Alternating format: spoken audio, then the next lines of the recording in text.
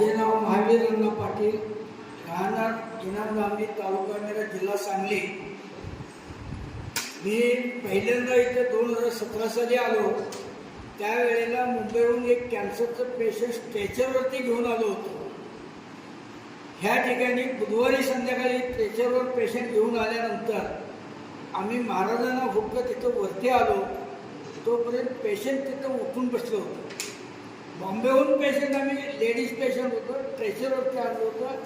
टाटा हॉस्पिटलमधून हे पेशंट संपणार आहे, 4 दिवसात तुम्ही घरी जावं म्हणून सांगितलं होतं. असलं पेशंट आम्ही स्ट्रेचरवरून आणलं आणि ते पेशंट आजही आणि अजूनही जिवंत आहे. आज 7 वर्ष झाली.